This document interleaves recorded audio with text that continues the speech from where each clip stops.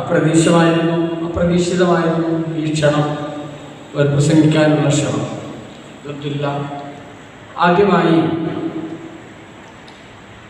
ഇങ്ങനെയുള്ള ഒരു ആദരം, മരണാനന്തര ബഹുമതി ഞങ്ങളുടെ പ്രിയപ്പെട്ട പിതാവ് നൽകിയ മഹല്ല കമ്മിറ്റിക്ക് ഞങ്ങളുടെ സ്നേഹവും നന്ദിയും കടപ്പാടും ഈ അവസരത്തിൽ രേഖപ്പെടുത്താൻ ഈ അവസരം ഞാൻ ഉപയോഗപ്പെടുത്തുന്നു. ഞങ്ങൾ വാപ്പാനെ സംബന്ധിച്ചിടത്തോളം അക്കാലത്തുണ്ടായിരുന്നത് പോലെ തന്നെ, എല്ലാവരും അനുഭവിച്ചതുപോലെ തന്നെ പട്ടിണിയും പരിവട്ടവുമായി ജീവിക്കുന്ന ഒരാളായിരുന്നു.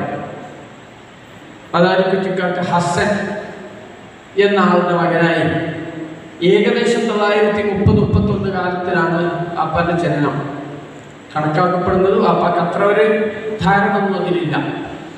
അദ്ദേഹത്തിന്റെ പിതാവിന്റെ പേര് കുഞ്ഞിമ്മ എന്നാണ്.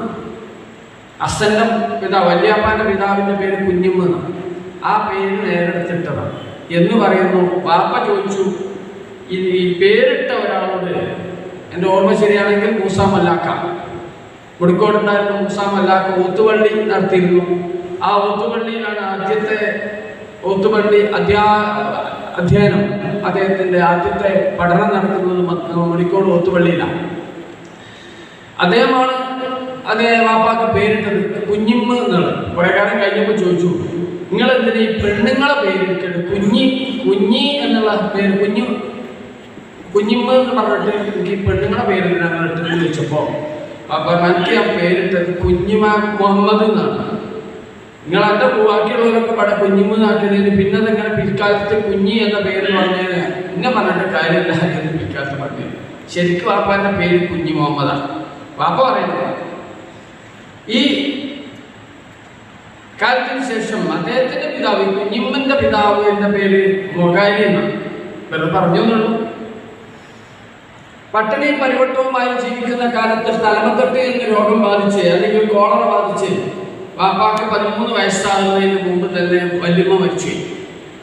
പിന്നെ പിതാവുള്ള ഒരു അനാഥനായിട്ടാണ് വാപ്പ മരിക്കുന്നത്. രണ്ടാനുമ്മയാണ് പിന്നുള്ളത്.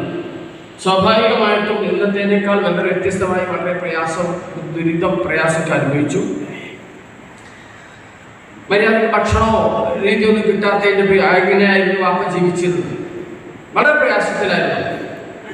ആ കാലഘട്ടത്തിൽ 3 ദിവസം കണ്ടിന്യൂസ് ആയിട്ട് പട്ടിണി കിടന്നു എന്ന് വാപ്പ പറയുന്നു. തുടർച്ചയായിട്ട് അരിഭക്ഷണം കഴിക്കാതെ 3 ദിവസം പട്ടിണി കിടന്നു പോലും. വാപ്പ കളവ് പറയാറില്ല. അങ്ങനെ